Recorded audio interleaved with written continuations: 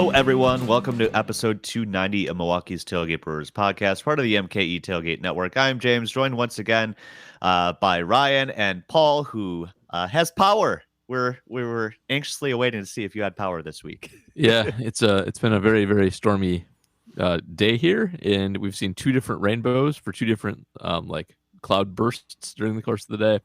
Lost power overnight, lost power several times. It's been a fun one, especially with the rain. Kids and no power is not fun. Bad times. Oh, that does sound absolutely terrible. Yeah, Stuck inside with nothing to do. Yeah, not great, but we made it. We're done. Hooray! That's good. Ryan, how have you been? I've been at Summerfest all weekend, so I was there on Friday night and there on Saturday night. So, besides leaving a backpack in the shuttle that we took home and having to go back to the shuttle place and re-pick it back up once we realized our mistake, it's pretty good. It's pretty good. Everybody schooled me on the fact that I didn't know who, and I'm forgetting who it even was. It was Nick Lowe and the, I'm forgetting what it was. I didn't realize who the opener for Elvis Costello was. It was his longtime producer, the guy who produced his first. Yeah. Okay. So Nick Lowe's great. He's Cruel to Be Kind. Elvis Costello does a lot of covers of Nick Lowe stuff. He's the Cruel to Be Kind guy, and I knew the bride when she used to rock and roll too. Apparently, he wrote that, so he's like a songwriter in his own right. But yeah, so I had no idea. I guess I don't know Elvis Costello that well. So, but it was one. This was definitely I needed to check him off the list of acts I needed to see. So check and done. So it's fun. Nice. Any other Summerfest shows in your future? Oh yeah, gonna be at a couple shows each of the next 2 weekends. So we'll be there 2 days each of the weekends. I don't know which days are which, but yeah. Yeah, we were thinking of doing Avits, but we couldn't get up there for it, which is unfortunate. But is what it is. Yeah, that's what we saw on Friday night was the Avets. Yeah. So, yep, both were at the BMO. So nice little place to see a show. Mm-hmm. Nice. Yeah, I think I definitely like the idea of the 3 separate weekends better than the traditional just blow straight through. I know some traditionalists have some hard feelings about that, but just scheduling wise, it makes it nicer to me. I don't know. I'm torn because it's more convenient for me now, for sure. Right. But when I was like 14, it was much more convenient to have it all the time during the week for 2 weeks. That was great. So I feel bad for the kids these days. Yeah, you know what kind of weirds me out about it is the fact that they chose to go Thursday through Saturday instead of Friday, choice. Sunday. Yeah, I'm not sure exactly what that's about, but yeah, because I understand either way, if you're dealing with either Thursday into Friday, so a work day that day, or you're dealing Sunday into Monday, so a work day that way. Either way, a lot of people will probably take the day off or, whatever. And so I kind of don't see what the point is for that, but they must have had numbers that said this makes sense. We're going to get more people, but those Sunday afternoons, like a lazy Sunday afternoon over at Summerfest, that's kind of lost now. Like that's not really a thing the way that it kind of used to be. Yeah, I'm okay with that. Thursday's the new Friday. It's all good. There you go. All right, plenty to talk about this week when it comes to the Brewers. Another interesting week, I guess, is the way that we'll put it for now. But first, a reminder, you can get question priority for any episode of this podcast. Go to patreon.com/MKE Tailgate. $2 a month gets you that question priority, both on this podcast and on reporting as eligible. $5 gets you that little perk plus the exclusive content, the minor league extra with Ryan and James Anderson from RotoWire, as well as reporting as eligible mini pods during the Packers season. All right. So as I mentioned, up and down again is kind of becoming the theme for the Brewers. They were 3-3 this week, this past week, I should say. They dropped 2-3 at home to the D-backs, which I guess no shame there. D-backs are actually really, really good. Still a frustrating series to watch, though. But then they went on the road and took 2-3 from the Guardians. So they kind of evened things out there. And I guess it's safe to say like we're kind of used to these ups and downs now, right? Like before sweeping the Pirates, they had lost, of course, 6 in a row, season high losing streak, including getting swept by the A's. But before that, they'd won 5 of 6. Now they're kind of on another one of these hot streaks. So, kind of Katy Perry hot and then they're cold all year long. Our first question of the week comes from Adam Post, kind of about that. And he's asking here, what makes the Brewers this season so consistently inconsistent? This season feels like it's all made up out of winning stretches and losing stretches, which I guess to some extent every season is, Paul, but this kind of seems like on the extreme end. It's because they're like a 500 team. And so like the way that 500 teams work isn't win one, lose one. It's you win 3, you lose 4, you win 5, you lose 4, you win. Like that's how this thing kind of goes. And that's what they are. Like they're just fundamentally like just an average even Steven team. Like they're like Seinfeld on the episode where Elaine keeps losing things and George keeps getting things. Like they're the middle one. That's what they are. And so that's exactly why this happens. Like even teams are inconsistent. Like that's how they're built. Consistent teams are either really good or really bad. They win a lot or they lose, a ton all the time. This is what you're going to get. You're going to get these little waves and these little, whatever the opposite of waves are, troughs. And that's likely what you'll keep seeing from the Brewers the whole season, because that is what they are. They are just an even Steven mediocre team. Yeah, I think that pretty much sums that up. I don't know. It seems a little bit extreme this year, and I'm not sure if it has something to do with like they got off on a hot run to start the season, and I think a big part of that, a substantial part of that, was they were really healthy. And then the injuries started to really bombard them, and they started to get racked by injury after injury after injury. And so I look at May and I see, of these runs where they lost 3 in a row there, then they won 3 in a row, and they lost they had another 6-game losing streak in the middle of May. And then, a bunch of losses. I look at May as being kind of, the bounce back, and it was the comeback to earth after the hot start of April. And, they were kind of hurt. So I think that kind of the timing of it at least suggests that there's some ups and downs having to do with the roster and what was going on. I mean, we lived through it, how bad the roster got at one point by, especially by like the end of May.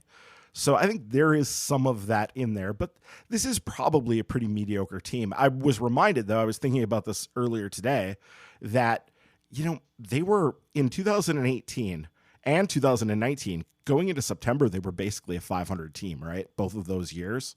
And then played really, really good baseball in September to cap out the season. And that was back in the days when Craig Counsell could do his Craig Timber thing and bullpen a lot and all of that. So there was some of that in there. Like they were taking advantage of the way the rules were back then to be able to do some of that, but also just like those teams got really hot at the end of the year. Like the players did get hot. There's no doubting that, that they did play really well down the stretch. And so I don't know. I think that it's funny because the difference between a mediocre team and a great team, a mediocre team and a bad team is like can often be one really good or really bad month, right? Like you could, if you sort of have the defining month of the season where you're really, really good or you're really, really bad, and they haven't had that yet. April was more up, May was more down, but June feels like it's been kind of more of an even sort of treading water month.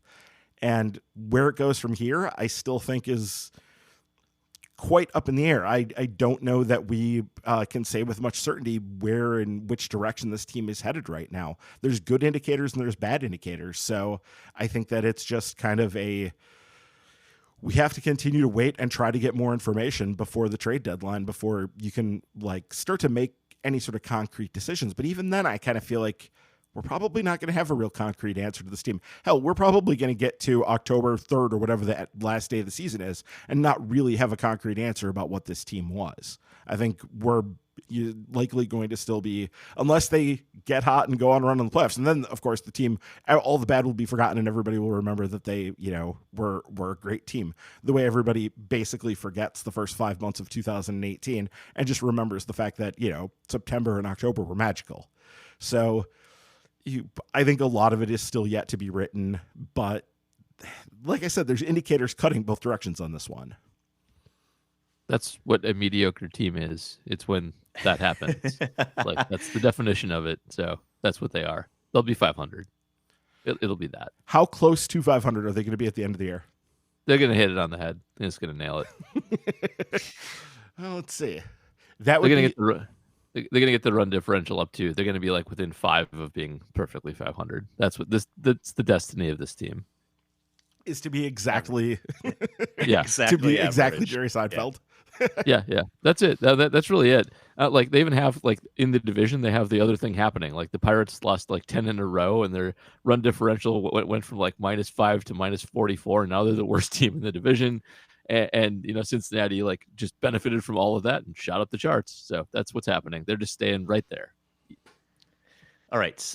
Before we get to more questions, let's grab a couple news items here. One of the pieces of information, Ryan, you're talking about that they might get soon that helps develop the storyline of the season, as it were. Brandon Woodruff threw his first bullpen recently, and it was considered a success. He came out of it smiling and happy, all good.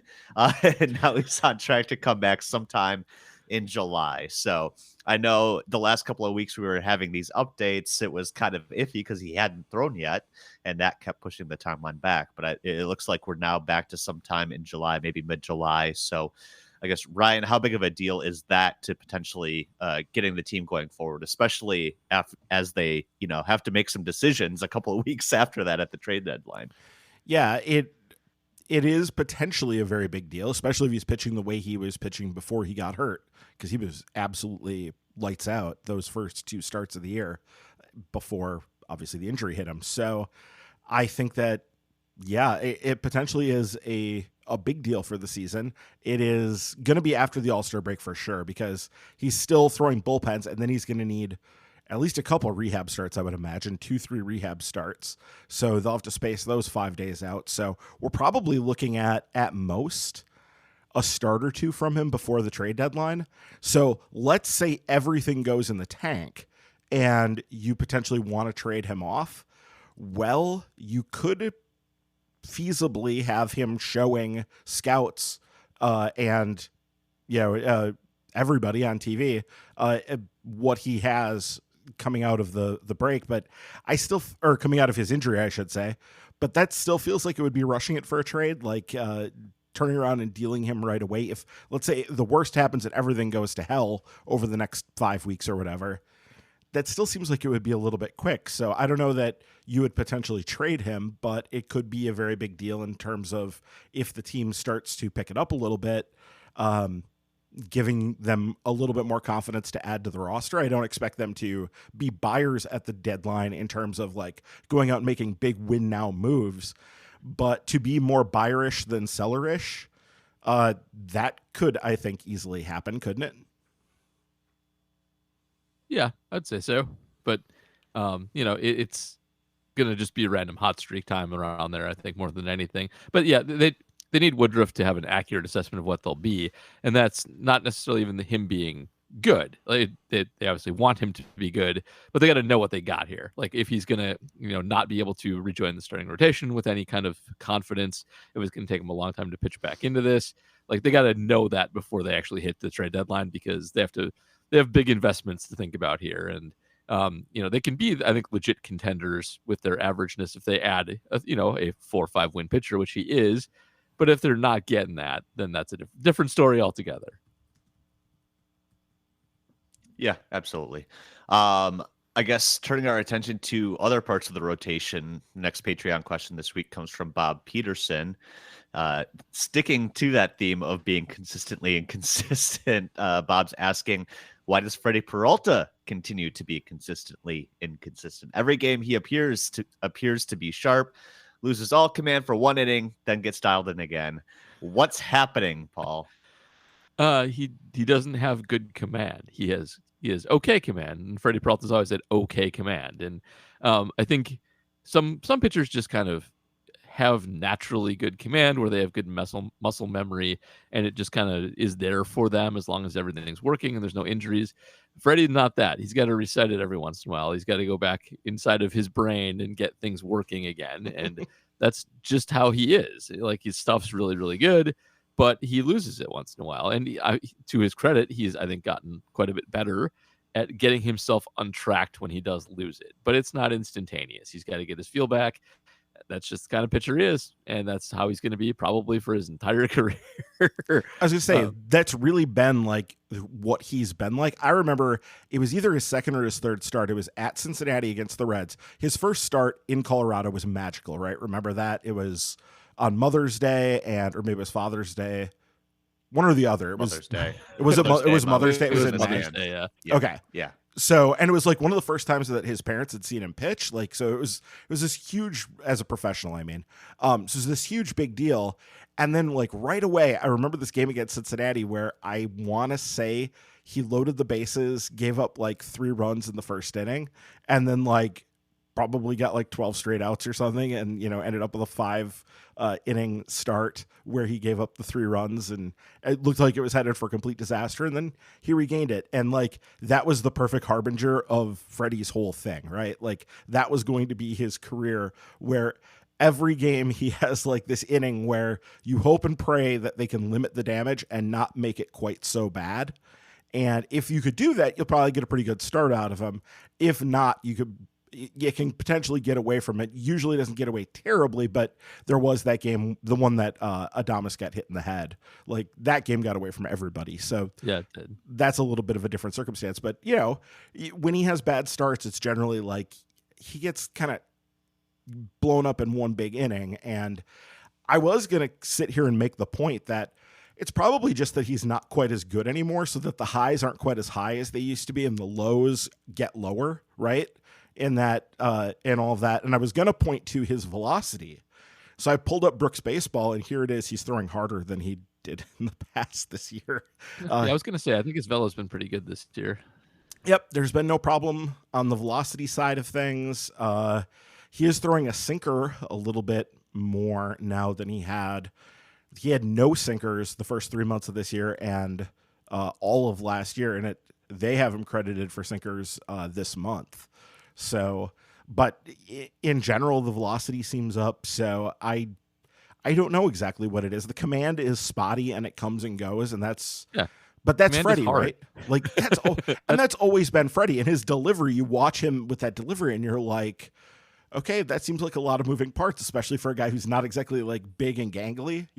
It's the kind of delivery you expect to see from like a big tall guy, and he's not real big and tall, but that delivery is also how he manages to generate that kind of velocity. And, because a guy with his frame generally doesn't, he might generate that level of velocity, but then often doesn't sustain it. A lot of guys his size end up in the bullpen. It's kind of the classic reliever build more so than a starter build, but he manages to do it. So, we'll see what it looks like going forward, but it's always sort of an adventure. You just brace yourself for, is this going to be the bad inning? And hope that it's not. There was some debate. I don't know how closely you guys were watching on Saturday's game about how long he had his bad inning was the 4th inning in that game, and then was really good. It was 1, 2, 3, 5th inning. And then they brought him back out at 90 pitches for the 6th inning, and he gave up 2 singles, and then they yanked him. And then that was the definitive runs that ended up coming in and scoring on the relievers that ended up, putting them behind for good in the game. It's a tough dance to do in that situation. I know that people were criticizing Craig Counsell for it, and it's a tough thing to do because so often in that situation, Freddie's going to come right back in and he'll give you a quick, 10, 15 pitch inning and mow right through the lineup one more time and be good after he's sort of refound it again, like he had in that game. So I think it's a tough call. Those are the kind of things that, keep managers up at night, be wondering, because Counsell had to have thought about yanking him at that point and obviously decided to go with him for another inning, and it didn't work out, and it was, where they lost the game. But that's just a tough situation to try to manage, because you are trying to get as much as you can out of your starters. Like there's still that thing. You're trying to take it as far as you can reasonably before you yank them, and to try to save as much wear and tear in your bullpen over the course of 162 as possible, right? Right. And I guess speaking of one bad inning, let's shift our attention to Corbin Burnes because he had one bad inning on Sunday. Obviously gave up an early home run, only a solo shot to one of the Naylor brothers, but then was kind of cruising before things fell apart, and he actually got dinked and dunked, and before he got pulled from the game, lost the lead.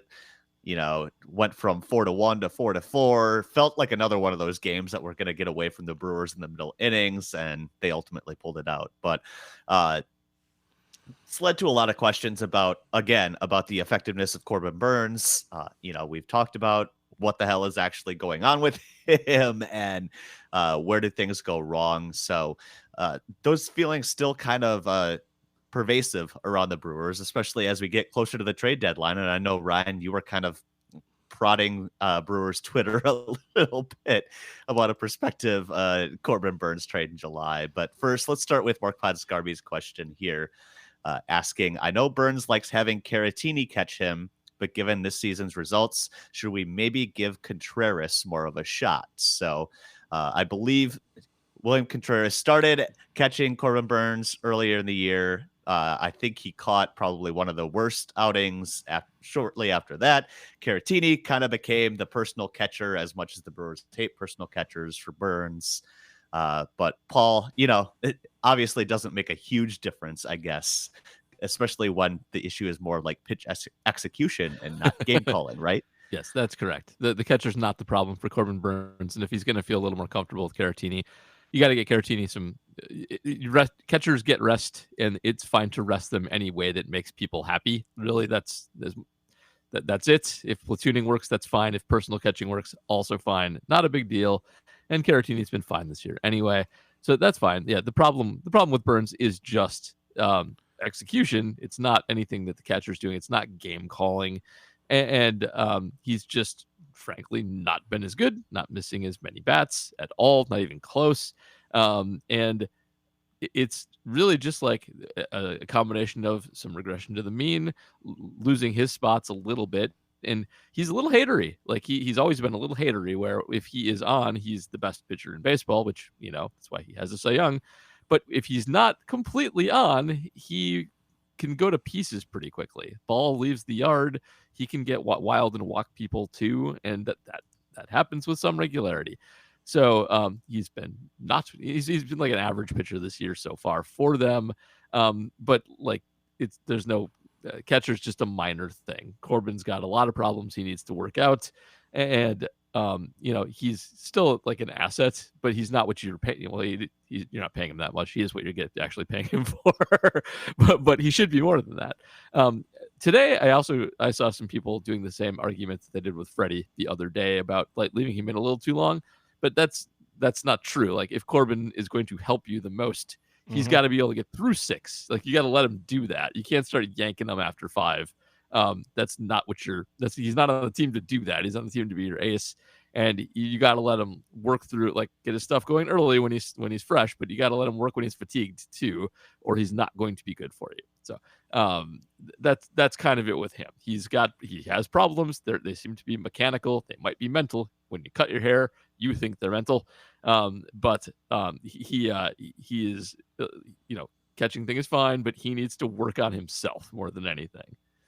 Yeah, and just to put a finer point on what you were saying a second ago, it's also that if the Brewers were to manage things that way and go back to that, because that's kind of what I heard was people talking about how, well, the Brewers used to do this. They would never let guys face a pitcher the third time through. Well, MLB basically put the kibosh on that and is trying to force teams to use their starters longer by limiting what the rotation you can do in the bullpen is. You're not allowed to run the shuttle between your AAA club and the Major League club quite the way that you used to. That has had to slow down because you're now only allowed to bring guys up and send them down 5 times in the course of a season.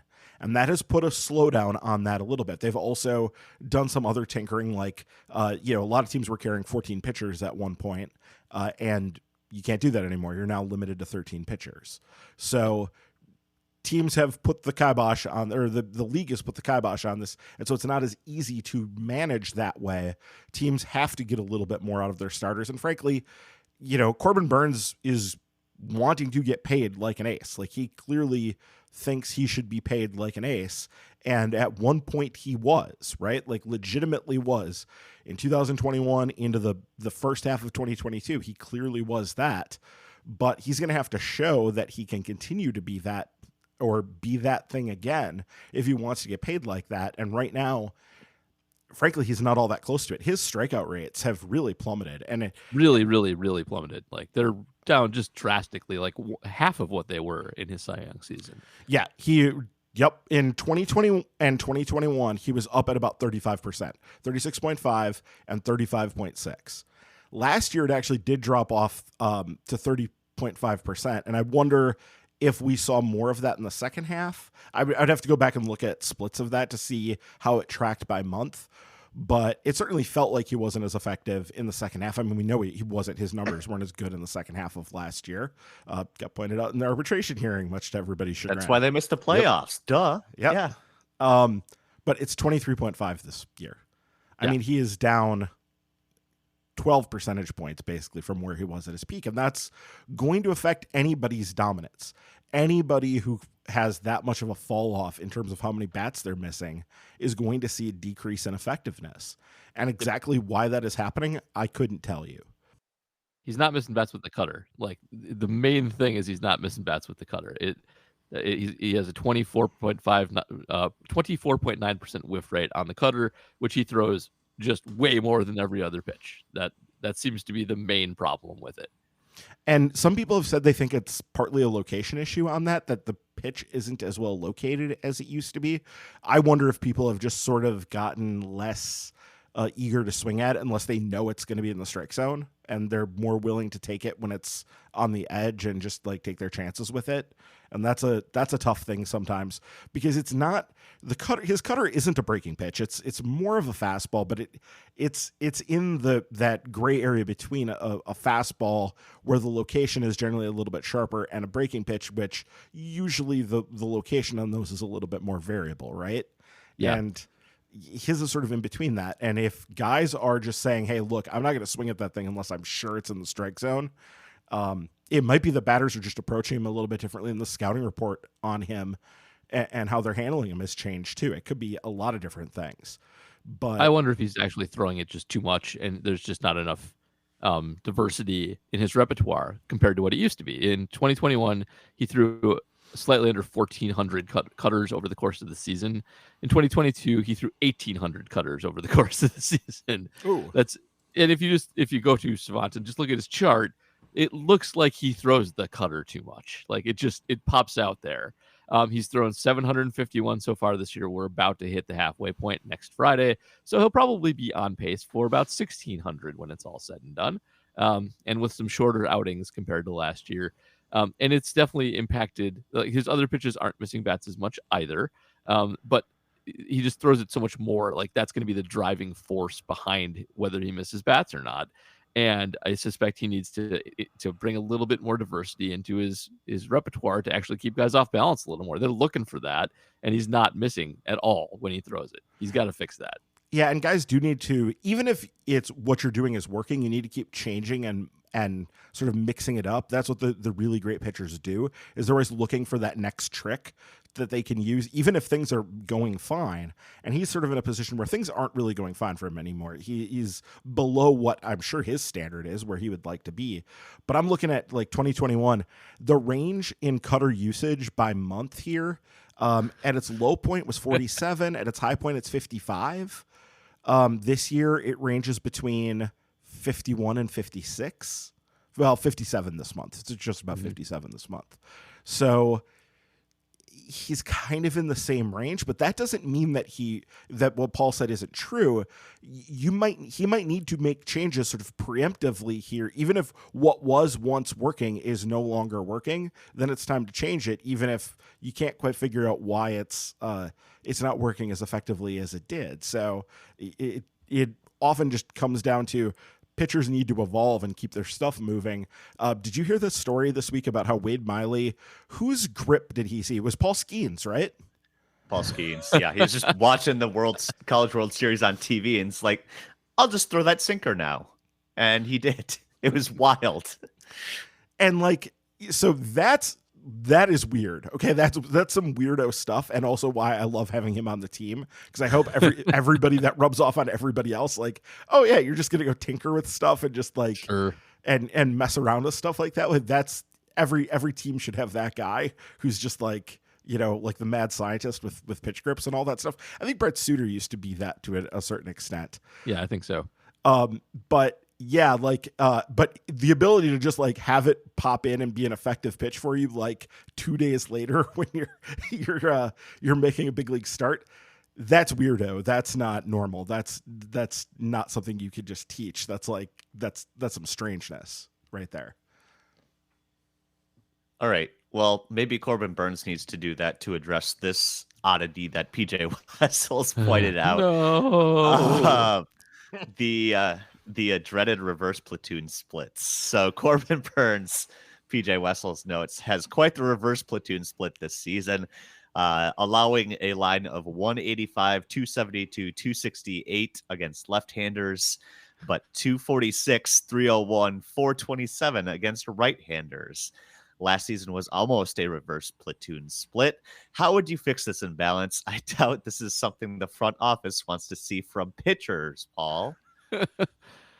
I don't know how to explain this one specifically, especially given the cut fastball thing. Like, I feel like that maybe I'm wrong, but I feel like that's not a reverse platoon split driver most of the time.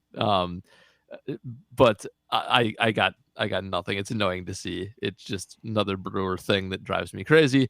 But it probably does speak to his need to improve his repertoire and add some diversity to it. If you are not getting out same side pitching, it means same side pitching is seeing something way too well. And it shouldn't be too hard to figure it out. I'm trying to frantically pull up StatCast pitch splits the whole time we've been talking and have failed to do so. So I'm not sure what's going on there. Yeah, I looked up because he mentioned last year that it was pretty close to this.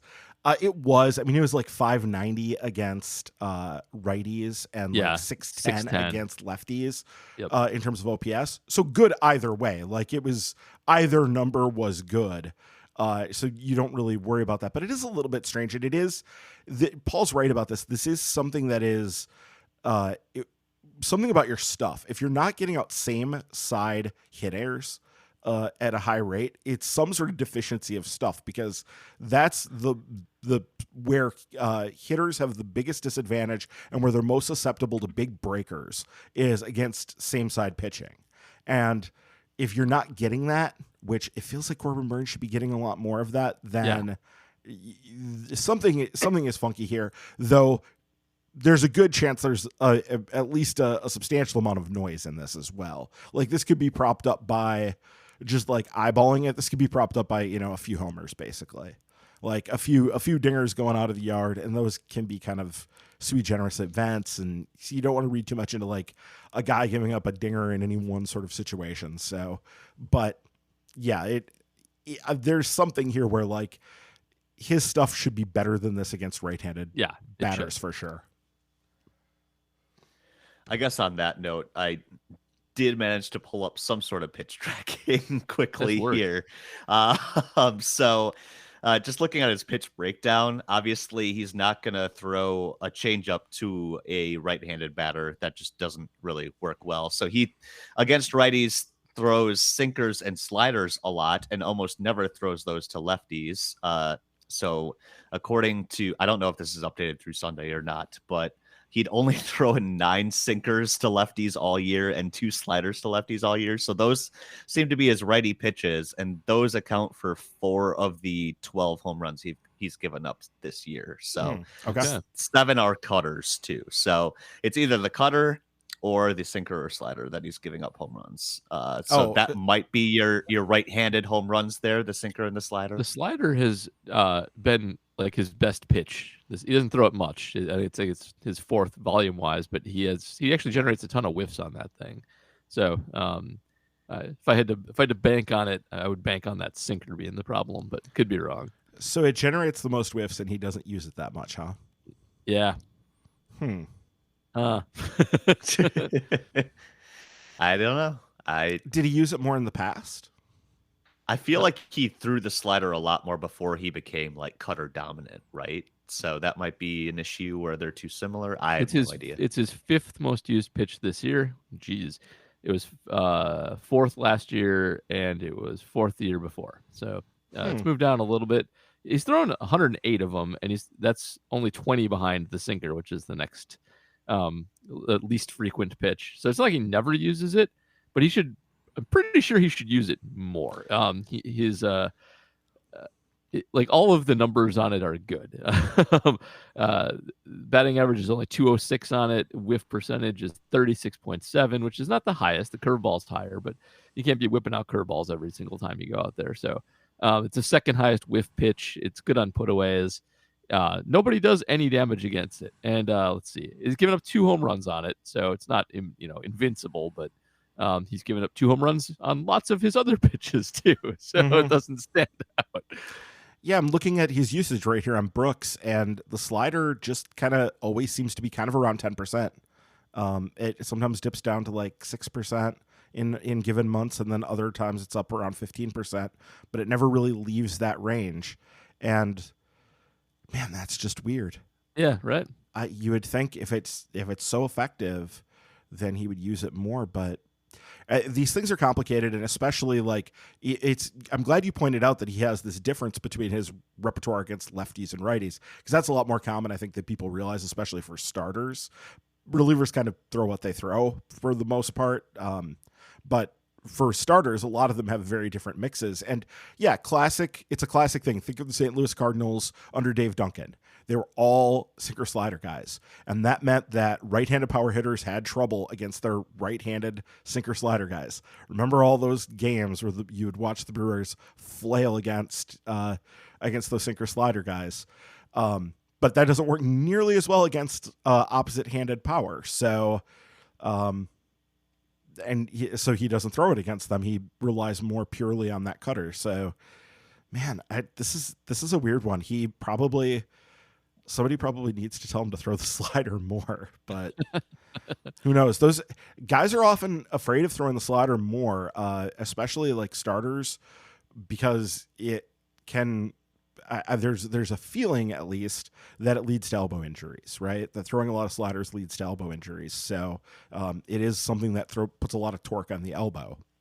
So who knows? I don't know exactly why it is that way, but yeah, it is definitely strange. Next question this week comes from Andrew S. asking, so would it be a good idea or a bad idea to try to move Burnes at the deadline? I feel like every outing he keeps tanking his value more and more.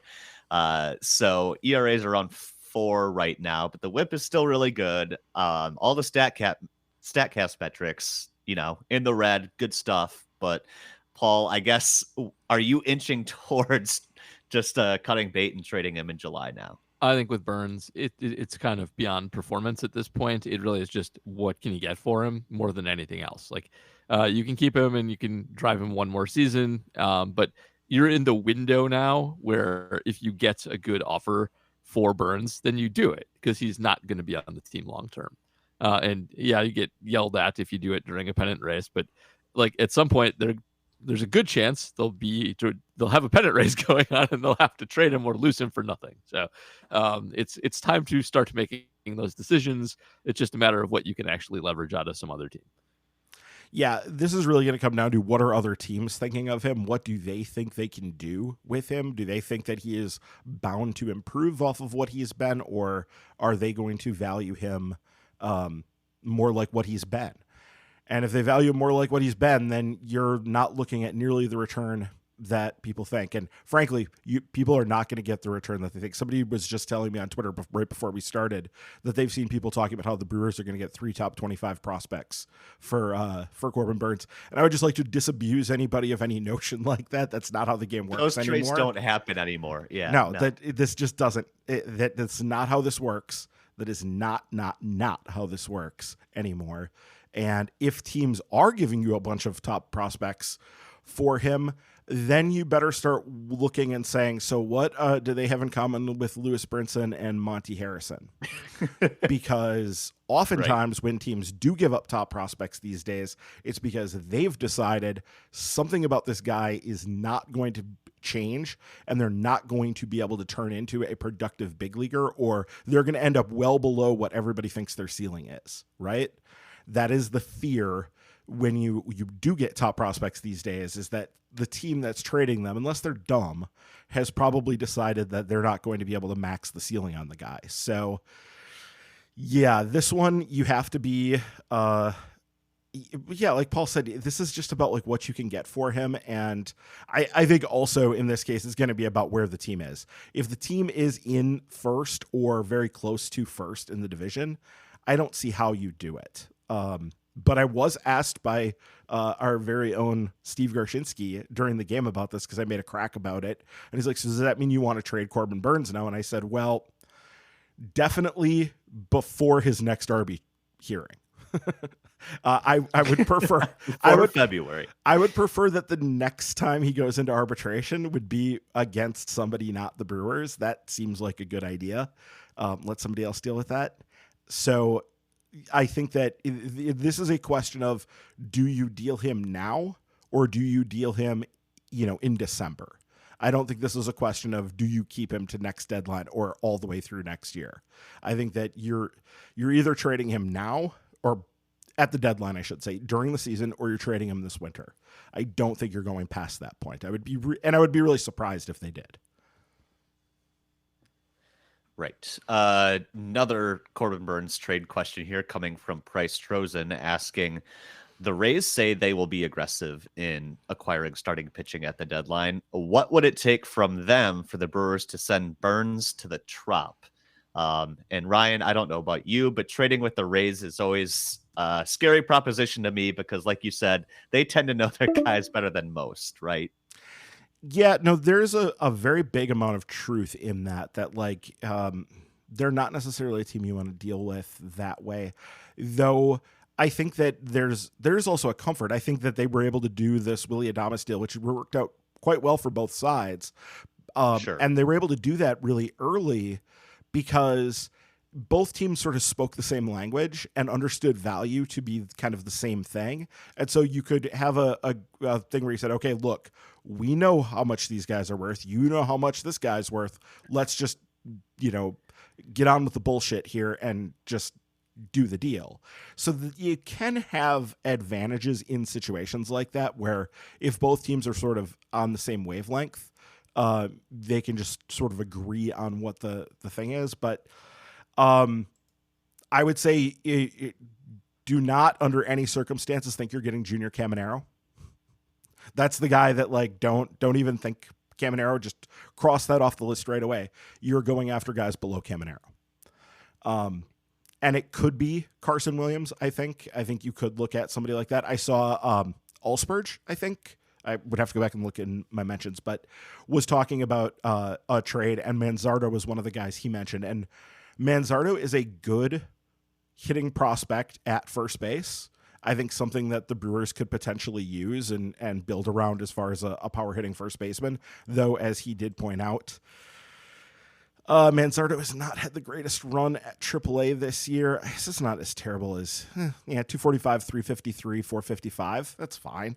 That's, as a 22-year-old first baseman in Durham, it's fine. It's not lighting the world on fire, but it's also certainly not anything to get like worried about or anything. So somebody like that could potentially headline a deal. I think the question when you start talking about a trade like this is more, what are you going to shoot for? Are you going to shoot for a package that is headlined by like one potential star and then some filler stuff? Or are you going to look at like more of what the Brewers have traditionally done, which is we're looking at like 3 to 4 guys that we like to varying degrees, and we're going to try to outbulk you in return in a trade like this. So this doesn't necessarily apply to the Rays, could apply to anybody, but I don't know. This is tough because my gut instinct, I think a lot of people's gut instinct, and it's not wrong, is to say, well, if you're dealing a star, you want to get a potential star back for him, right? You don't want to give up Corbin Burnes, who has all the star power, to potentially just get back like a bunch of filler guys and a bunch of pieces. But I don't know how realistic it is to actually get back a star from anybody at this point. Like, teams tend to hold on to their potential stars very jealously now. So that does tend to lead you that other direction. Well, if we can't get that, then let's go ahead and try to do a mixed bag. Maybe you try to grab one prospect really young and before they've broken out and see if you can do that. The Rays have had a ton of success. Actually, the Rays aren't a great, this is the dirty secret, the Rays are not a great draft and development team. What they do is they scout the low minors really well, and they make trades for guys. That's why they got Junior Caminero. Yeah. They go out and they trade for guys before they break out as professionals. Sometimes it's like as a 16, 17-year-old, they make those trades. And that has been more the secret to their success. And I think that if you're going to do that, it definitely, the howls on trades like that are really loud. I immediately think back when they traded for some no-name kid that nobody had ever heard of. Willie Adames was the main piece they got back for David Price when they traded him to the Tigers in, I think, 2014. And people howled about it. And it turned out Willie Adames was a pretty good player. So it's one of those things. All 7 Rays fans were super pissed about that. Well, it was more like the baseball sphere in general was like, wow, that's a really late return for David Price, right? Like, people thought, oh, they probably should have gotten more for him than that. Since baseball is going to put a salary cap on front offices sometime in the future here, as they've been proposing. Yeah. I think what you actually ask back for is like their top 7 analytics people, because they employ 4 times as many as the next highest analytics employing team, and you should get them before they get cut and they can become free agents and go anywhere. Start to stock up there. Boom, good move.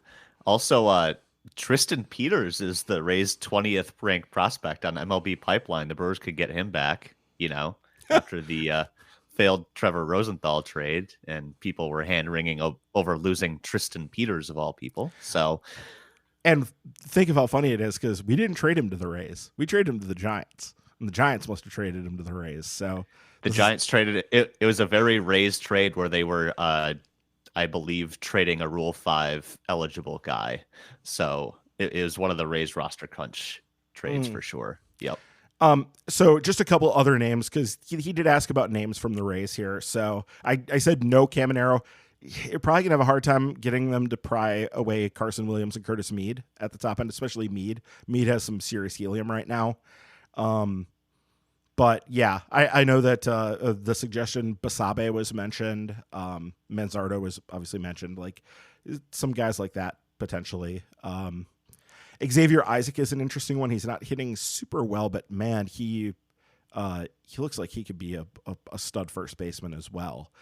He's just 19 and is in his first full pro ball year. So another guy if on the off chance something would happen this way, another guy could potentially be in a deal. For sure. All right. On the other side of trade deadline talk, Devin Bearwolf asking about what the Brewers could do aside from Corbin Burnes. So he's asking here, assuming everything we've heard is true, that the Brewers won't do a major sell-off with all their major players, do you think they'll do smaller trades involving, say, Wade Miley or Julio Teheran?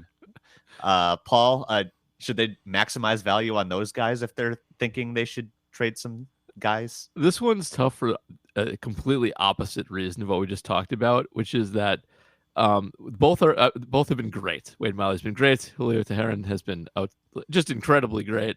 But even though they've been great, I still don't think they're worth jack. That might be overstating it a little bit. Could be wrong. Julio Teheran in particular. But like, if you can get something for them, yeah, you probably should, especially on Teheran, because that's going to crash at some point. But I just don't think that there's going to be a big market for him. If there was a big market for him, he would be on a different team. So they'll do little moves. But a lot of times those guys who they get, like the spaghetti that turns out to be good for a little bit doesn't usually bring back a ton. Every once in a while, but like if you're gonna move guys like that are sort of the minor deal, like if Tyrone Taylor got traded, that wouldn't surprise me. They have tons of outfield depth. He is not young anymore. Like he can be a ready platoon bat in a good spot. They might do something like that, and I'm sure they'll trade for minor relievers like they always do. But like those guys have been great. I just don't think other teams are going to see through that. Nobody's given a lot for Wade Miley. It's not going to happen at this point. Yeah, and if you do trade somebody like that and it does end up being a return, you're not going to realize it for like a year or two probably. Like if the guy does break out, and you can get weird breakouts. I mean, never forget the Adam Lind situation. Like that is the one to always go back to. The Brewers traded Adam Lind, who was a very meh sort of first baseman for them for 1 year. And in that return, like the third best pitcher in the deal was Freddie Peralta. So at least at the time of the trade. So at least is in terms of notoriety. So you have to make, when you're going to do things like this, if you do decide that you're going to do a rebuild, not necessarily a rebuild in this case, it'd be more like a quick replug, rego, like whatever, some sort of a reshaping of the roster. We already did this with Packers stuff. We don't need to like relitigate what's rebuild versus reload. That's true. Yeah.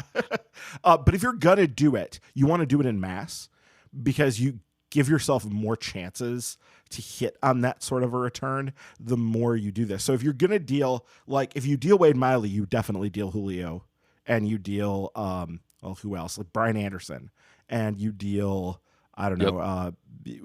whoever's kind of good who doesn't have another year left, and maybe some of the guys who do have more than 1 year left, right? This is a thing where if you're going to pull the plug, you pull the plug. You don't like half measure this. And I say that and they probably end up half measuring it. So I agree with that, but also like trading Wade Miley and Julio Teheran is not pulling the plug in any stretch of, that it's those are guys who've worked out for a bit. That's what they are. But it's also not, I mean, unless they've gone bad. But in that case, if they've gone bad, then like who's going to give anything for them anyway? So like, right. It's like if you're doing that, you're deciding, hey, we're not trying to win this year. And if you are deciding that you like winning this year has become like a very low priority for you, if you do that, then you need to do other things as well. Like you don't, it's almost like if you're going to trade, because I said just a second, if you're going to trade Julio, then you need to trade Miley, right? It's almost like I don't agree with that, because I think it's more like if some team comes to you and gives you like a middling prospect for either of them, like you say yes before they can get another word out, and it's not related to the other one at all. If you can get good deals for both of them, yeah, you do that. But like you shouldn't be driven by success on a trade for one by like to deal the other. It's just a matter of you need to be able to capitalize on these very, very niche, not real performances here, and you need somebody to do that. But you shouldn't base the organizational philosophy on rebuild over happening to get something for Wade Miley that's worth something. No, that makes a lot of sense. You're right. I'm probably thinking about this a little bit wrong. It's more like if you've decided that you're no longer interested in having those guys sort of hold down the back end of your rotation, you're probably not really trying to compete this year anymore, right? So if that's the case, then like you really should be actively looking to move Burnes. Maybe you don't do it because the trade offer isn't right. Maybe you don't move both Julio and Miley because the trade offers aren't what you think they should be. Maybe you hold out and you say, look, I'm going to hold out for a really big return here no matter what. Like I'm going to shoot for a high end return on these things. I could see that a case for that. Well, I'm not really sure you can tank. Like I don't mean like that it's a bad idea. I mean that it's like not possible to tank. You've already won a fair number of games. This division is absolute garbage, and like how could you do it? There's no way to guarantee being bad, even with like the most massive sell-off ever. Like you'll still have a couple of the young guys around, then they'll still win a couple games. So I also think you can't really do that. Like you can't plan on it because you might fail. No, what you would do is you would start giving a lot of, obviously you would start really shading playing time towards younger players. Bryce Terang would be on the first train back up. Well, plane back up. Yeah, he would. But does that even make you worse? No. It might actually make you better. Yes, right. It might. And that's the thing here that really you're 100% right about this is that like the guys that would be replacing some of these guys aren't necessarily worse than them. No, they're not at all. Like honestly, because like if you traded Wade Miley right now, who would go into the rotation? Adrian Hauser. Well, can Adrian Hauser give you over 10 starts what Wade Miley could give you easily? Like either one of those guys. I like Wade more than I like Adrian, but the difference is not astronomical by any stretch. So yeah, these are the sorts of conversations we're going to be having for the next 6 weeks. I hope you're ready for these because we're going to be doing this again. I have a feeling, unless they just start reeling off tons and tons of wins, and then we can stop talking about it. That would be beautiful. All right. Well, speaking of reeling off tons and tons of wins, LaCroix Suitcase is asking, are the Reds for real? I watched a bit of the Braves series that they had this past weekend, and that was a really fun, close series. I don't know, Paul. They might be sticking around for the long haul here. They're NL Central for real. For absolutely. For sure. Their offense is really good. Their bullpen is really good. Their starting pitcher is just a dumpster fire. But everybody's got weaknesses, and they're just a much better and more fun team post Ellie De La Cruz than they were before, who is playing out of his mind. Well, they already had a pretty good offense before that, so now they're like, I would say, an upper echelon offensive team. Yeah, let's see, 1, 2, 3, 4, 5. Now they have 6 regulars with an OPS plus over 100, well over 100. That's a good offense. Their bullpen, almost all of their ERAs are 3.5 or less, and their starting pitching is awful. It is atrocious. They have a weakness, but I'd say top to bottom, they're probably the best team in the Central. And to the extent you can make an argument against them, it's really the Cubs more than anybody else who lead the division in run differential. So yeah, they're for real in the sense that anybody's for real in this crappy, godforsaken division. Yeah, the NL Central for real is a good point to make here. I'll give you the numbers real quick. Fangraphs coming into today had the Brewers at 82.6 wins and had the Reds at 79, so they're gaining there. PECOTA still has a pretty big split.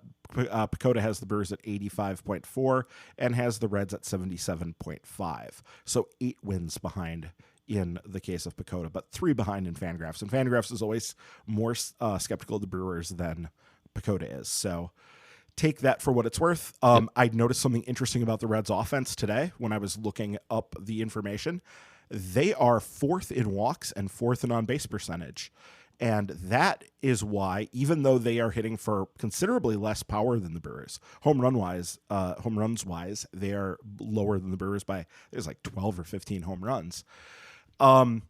They're scoring considerably more because they're getting on base a lot. And they're also running quite a bit, but I think it's more just like the fact that they're getting on base a ton is really helping them. So this is an interesting team from that perspective because it goes back to like that first sabermetric principle that we learned, which is like on base is everything. Or on base is the most important of the rate stats, right? Because it tells how often you're making outs. Yep. And it just, you can't score unless you put a guy on base. So you have to get on base first.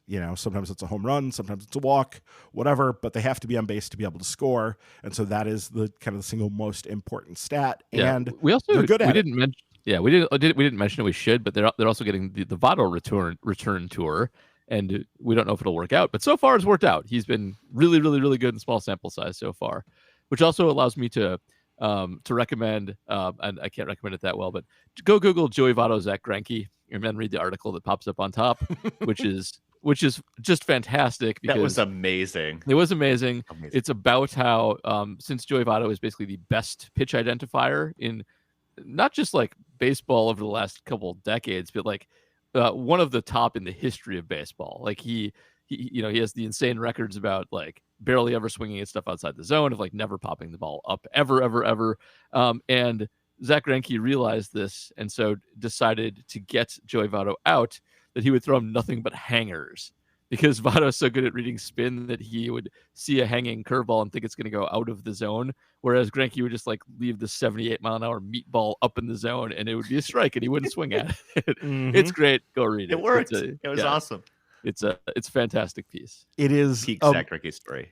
Well, and Joey Votto's story, right? It's like a perfect combination of two of the true like oddball baseball minds of our era, of any era really, and like very, very unique perspectives on the game, and deeply thoughtful but also deeply weird sort of perspectives meshing together in this like perfect this perfect blend of weirdness. It's delightful. I also highly recommend that. All right, moving on, we've got PJ Wessels asking, what is happening that the one team everybody was worried about is tanking? This Mets team is also bad, and the Reds are leading the division. Can we blame this on the Brewers somehow? Maybe. I don't know, Paul. It's hard to blame it too much on the Brewers. They don't have that wide of an effect on things. The Mets are funny, I have to admit. I thought they'd be better. Yeah, you can't spend your way completely to victory, but you can get a good chunk of the way there. But no, I don't really think. I mean, if you want to say they didn't get Stearns, so that's why this happened. I don't think so. I think they would have went and spent new owner money on a bunch of stars, no matter what happened there. So no, I don't really think so. And can't do it on the Reds. The Reds are just, they're not really fair. They have bad owners who insult the fan base, but they've gotten a couple good stars, and their development seems to be working pretty well. So, not everything's about you. It's important to know that. Yep. We'll just keep going here. Yeah. Made Wiley asking, does Joey Wiemer need to change his swing to become a plus hitter? When things are going well, he looks like a star, but when he struggles, the swing looks hopeless. Ryan, it's always been an unusual swing. What do you think? Yeah, it has always been an unusual swing, and that's why the comps to Hunter Pence have always been there, because you watch him and it was like this very weird max effort-y sort of thing, but he squared up a lot of baseballs with it. And so now I'm not saying Joey Wiemer is as good as Hunter Pence was, because Hunter Pence is one of those hall of very good guys. Like, go back and look at his career. He was quite good. But, I think that I always go back to on this that you have to sort of isolate how the bat travels through the strike zone. And this is a Keith Law kind of truism that he's talked about for years, which is he doesn't care what happens before a bat gets into the swing plane, like into the passing through the strike zone, and doesn't care what happens after it. What matters is that you can get the bat to the right place on time, that you can time up fastballs and you can time up breaking stuff and changes, and you can get the bat to the right place at the right time. And that's all that really matters. The extra stuff, like the looks of it, can be deceptive, and it can lead you down the wrong path where you sort of eliminate a guy because the swing just looks weird. Like, that doesn't look like it's going to play. And you really have to focus more on just like, okay, is the bat traveling through the strike zone on a good plane? Is it able to generate consistent hard contact? Is it able to, do the things that a good baseball swing needs to do? And I think that has become easier for us to do now that we have like StatCast to look at. I think that is something we can do. And I think that at this point you could say that Wiemer's going to have to make adjustments. There's going to be adjustments because the league is adjusting to him and he's adjusting back to the league. And there's things that are going to need to change. Does he need to change the swing fundamentally? Maybe, but I sort of doubt it. I don't think so. Yeah, I really don't. Success. Yeah. I think you can really see this just very simply. Just look at how he hits breaking balls versus fastballs. That swing is perfectly cromulent against fastballs. He annihilates fastballs. He does not miss fastballs. He hits them very hard and very far and consistently. And when this season started, he basically didn't make contact with like the first 40 breaking balls he saw. He has improved since then, but it's still a weakness for him. But like, it's a weakness a lot of hitters have, and it's not really a swing plane weakness. It's more of a recognition when you miss breaking balls because you're fooled. It's not because your swing was bad. and he still gets fooled on them too often.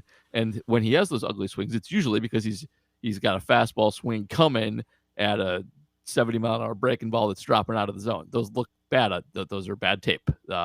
So yeah, I think his swing's fine. It is a violent swing. He gets everything out of it when he makes contact. He just needs a little like Corey Hart lesson, like you got to let those go and wait for that fastball to come to you, and you'll be fine. And that's really that's what Weimer's all about.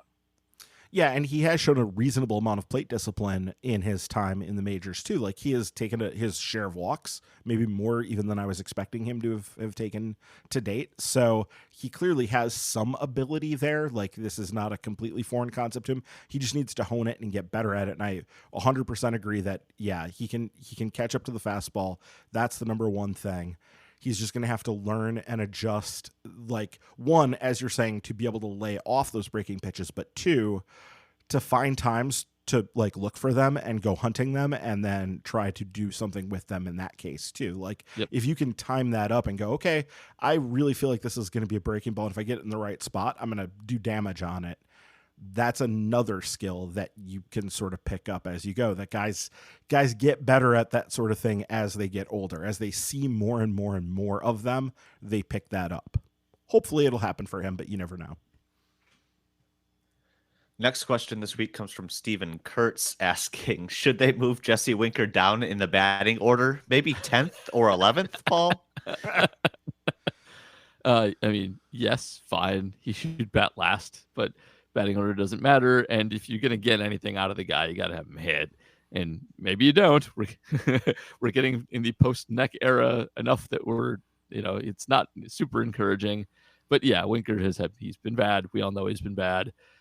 But if you want to see what he is post, IL stint, this is the time. And if he doesn't improve, he will be moved to the 11th spot in the lineup. That will happen. That he will be gone. That's that the writing's on the wall for him a little bit. 100% agree. He wasn't in the lineup today, was he? And that was against a right-handed batter. Yep. So pretty sure not. That's interesting, at least noteworthy. Don't want to read too much into any one lineup day decision because it could be a lot of different things. He might just not have been feeling well or something. But yeah, it's noteworthy. And yeah, this is looking like a swing and a miss from an acquisition standpoint. Though, did you see both sides? Colton Wong has been terrible too. Though he hit a home run this week also. So they both hit their first home run. After Jesse did. Yeah. That was amazing. Yeah. All right.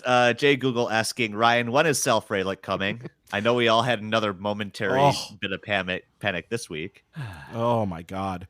So yeah, that was when I started reading that, because it was I was at a concert on Wednesday night and I saw that the people discussing it early the next morning, and I was like a little bleary-eyed and a little bit like, oh, you've got to be kidding me.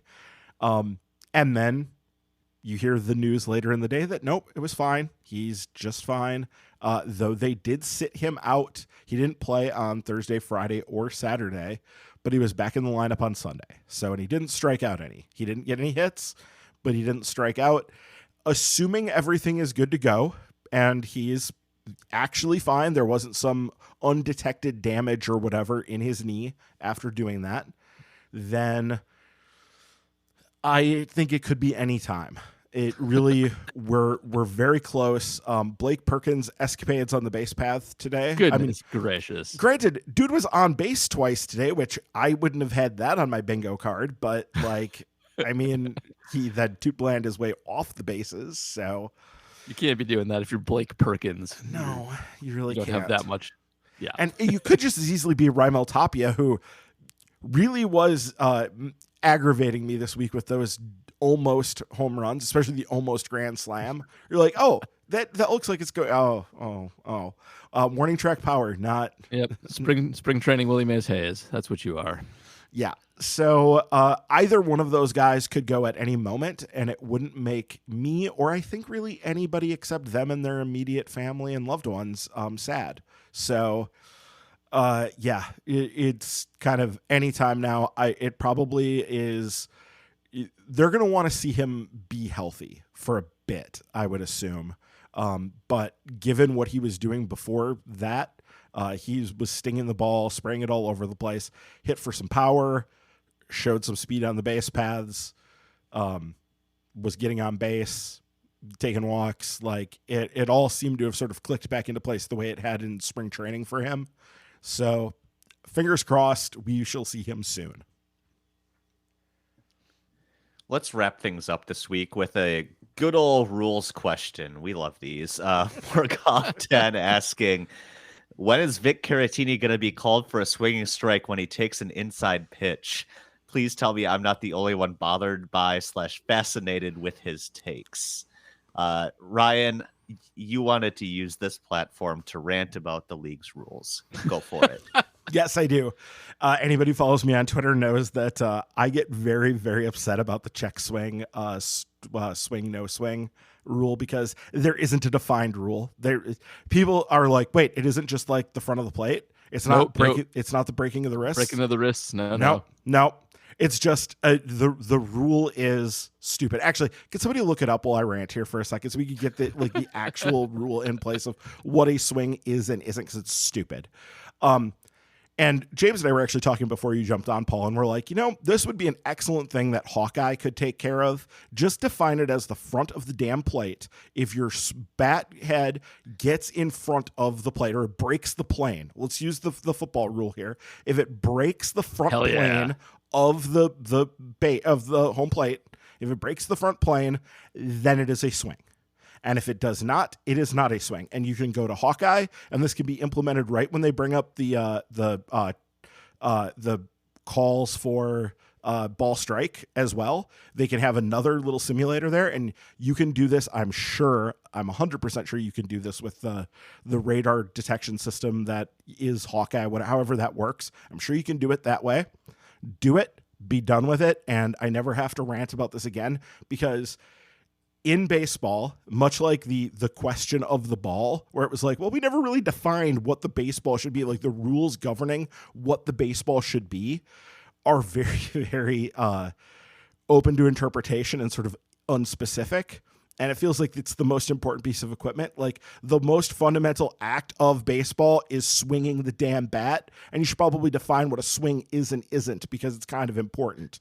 So, let's get on that MLB and define what a damn swing is, and then, figure out a way to enforce it so that we can all stop just looking at it going, well, I've seen it called one way and I've seen it called the other way. And then we just throw up our hands and shrug and go, I don't know, whatever. Because it's getting a little old. It's getting a little tiresome. And I'm frankly sick of it. So there is no rule, and I've tried to find the rule. There's just explanations of the rule, but not the rule itself. So, right. Oh my God. See, this is right. So we need a rule. There needs to be a rule. There should be a rule. There should be a rule, and it needs to be defined, and then use Hawkeye to handle it. And what was the actual question? Oh, Vic Caratini. Vic Caratini. He's going to get called on one of these. It's a miracle he hasn't already. It's great. Well, you should keep doing it. What are you're talking about, this thing that he does where he throws his whole shoulder into it? Maybe. I'm not quite sure. I feel like I've seen a couple of check swings. I feel like he almost hits it. He almost hits the ball with the thin part of the bat / the knob on almost every inside pitch. And it's not even really an egregious check swing. It's just more that he gets the bat in a position where the ball could very easily hit it every single time. Okay. I have a mental picture of it now. Okay. Yeah. That's weird. It is weird. I'm a fan of it. So stupid. The Wikipedia entry doesn't even have a link to the rule. No, it doesn't. It's annoying. I can just go to the sites there. Yeah. No, you can't. No. I mean, one of these times it is actually just going to hit the bat and then go dribbling off, and you're going to be like, oh, so that was apparently a strike, even though he didn't swing. The same rule as what a catch is. That's what it is. I was going to say, MLB will nail this down right after the NFL gets on what the catch is. Yeah, exactly. All right, that'll do it for questions this week, everybody. Thank you so much. A reminder for all sign up to become a patron at patreon.com/MKE tailgate. $2 a month gets you that question priority. Makes sure your question gets answered on the next week's episode. Even if you're not a patron, you can support us another way. You can go to Apple Podcasts, Spotify, wherever else you listen to us. Give us a 5-star review there. And while you're there, please be sure to hit the subscribe button or the follow button. Make sure you never miss an episode. That'll do it for this week. Lots of questions. Ran a little bit long, but lots to talk about when you're consistently inconsistent. I can't even get that straight. So hopefully the next week goes a little bit more smoothly. Going to New York to play the Mets, who are a mess right now. So we'll see how that works out for the Brewers. We'll be back next week to talk about that and anything else that happens here on Milwaukee's Tailgate. Have a good week, everyone.